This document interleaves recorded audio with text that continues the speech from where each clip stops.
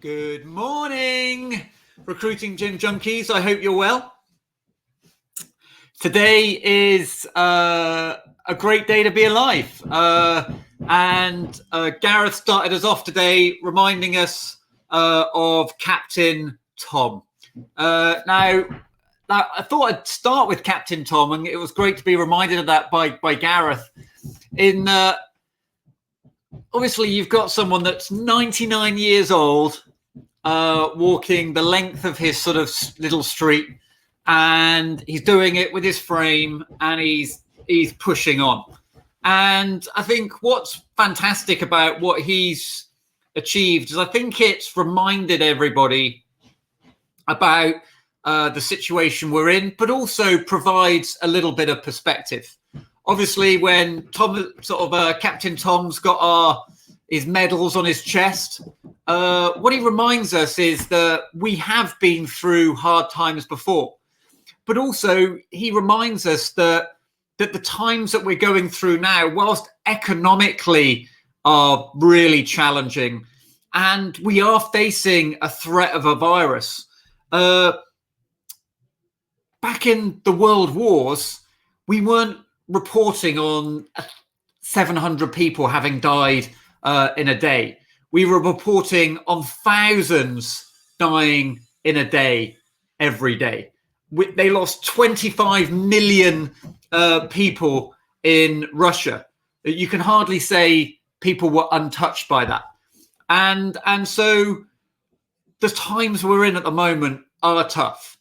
But we're not sending people out to war. We've got our nurses and our doctors that are on the front line and working hard to save lives. And sadly, some of those are exposed in a way where they get the virus and die. And that will touch many families across the whole of the world. But what Captain Tom does is remind us is that in challenging times, we do need the grit. We need that persistence, and we need to be comfortable in doing the things that make us uncomfortable. What Captain Tom shows us is that, like, it must be hurting him, right? Like, probably he's enjoying a little bit of the attention, but what he's trying to show is a lesson to us all that we've got to push on. And I hope to be Captain Tom in years to come. I've got a neighbour who's 85 years old, and there's not a day goes by where I don't hear some sort of tapping in the garden. And it's because he works hard, and he keeps fit, and he keeps healthy, and he keeps positive.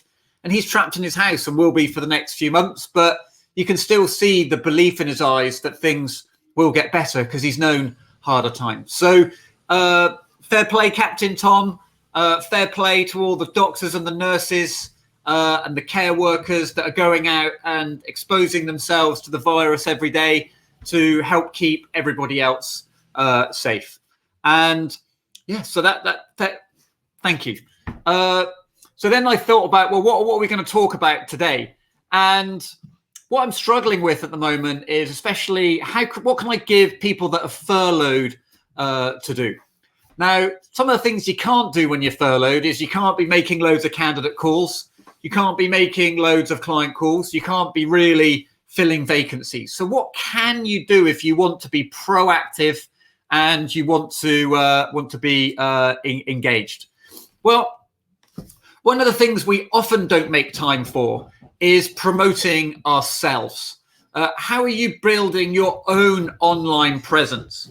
Often we're so busy finding candidates. All we ever talk about on LinkedIn is we're recruiting. And we don't actually stop to think, what relationships are we building with our wider support network?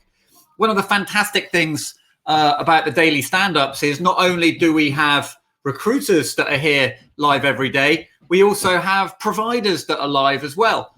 And one of the things I've really valued in my 5 years of running my business is not necessarily the success that I've had, but the network that I've built of people that serve the same industry of myself. I can see Simon Lewis from Members Only in the chat as we speak. And it's those things that make me feel part of a bigger whole when maybe sometimes I feel a little bit lonely. So what we're going to do is I'm going to give you a few steps that you can do over the next couple of days to help you start building your online presence. And we're going to go into a bit more depth each day. So the first thing you need to do is work out, well, who is your audience? Who is your audience? Because often we think our audience is recruiters. If you go on to LinkedIn at the moment, you've got lots of recruiters talking to recruiters, which is great because we can all support each other. But the challenge and the difficulty is those aren't the individuals that are going to be giving us opportunities in the weeks and months ahead. And so what you need to do is pick, right, well, what is the tribe that I want to become part of? Where do I want to be connected to? And who do I want to be engaging with across that industry in order for me to feel like I'm connected and I have access to market intelligence that I wouldn't have had day to day? One of the key parts of being a successful recruiter is not our ability to provide candidates, but it's about our ability to be part of the industry that we serve, to understand the trends, to understand the movers, the shakers, the winners, the losers. We can do all those things while we're on furlough. And so the first thing that we need to do, step one, is you need to write down your audience. Who do you want to build a presence with? Is it accountants if you recruit accountants? If you're in insurance, it's insurers. If it's education, well, it's probably teachers. And what I want you to do is, the first thing I do is I want you to write down what are the profiles of people that you actually want to sell to. Are they financial directors? Are they CTOs? Are they CIOs? Are they founders of startups? That's the first thing that you want to do. The second thing, and if you're a marketeer, this would be called persona. What you've got to do is draw out what an archetypal profile of person would look like.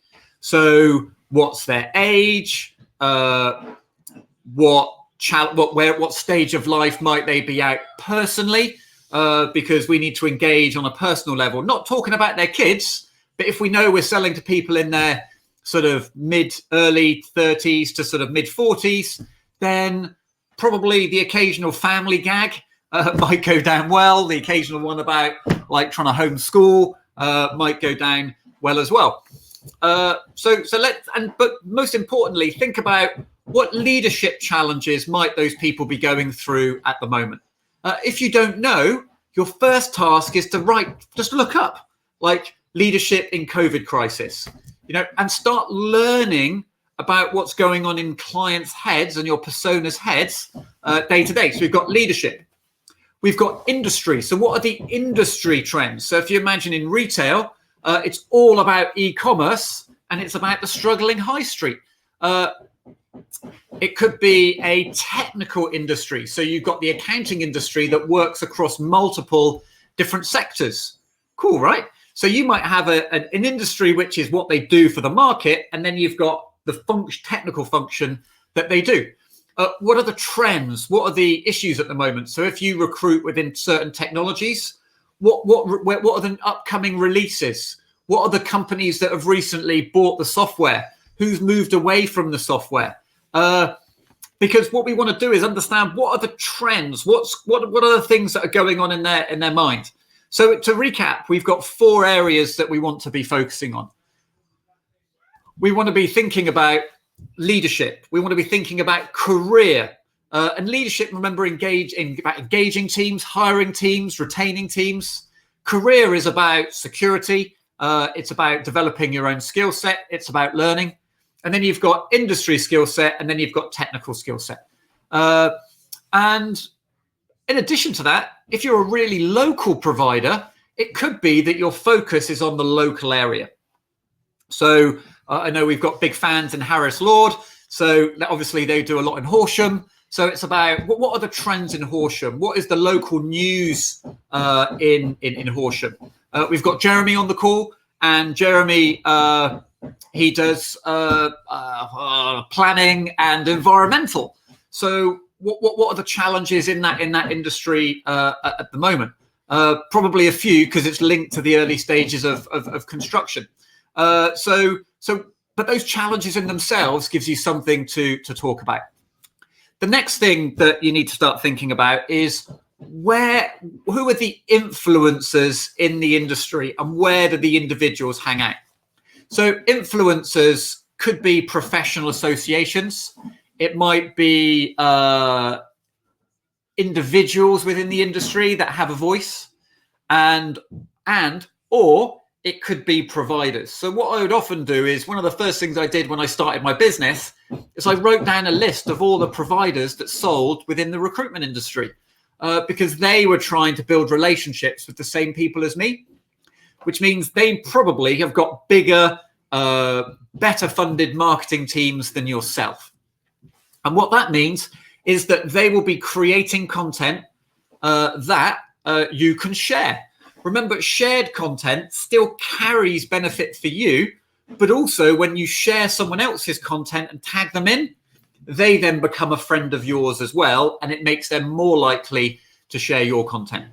One of the weird things about recruiters is we're so focused on ourselves, we don't often think about the wider organization. So if I was in Horsham, I'd be sharing Horsham Chamber of Commerce news, or Sussex news, or because then I'm raising my visibility with them, but also I'm providing credibility to everything I share because it's coming from a source people know and trust. When I recruited for accountants, I would always be on the ACA website, the ICAW website, the CIMA website.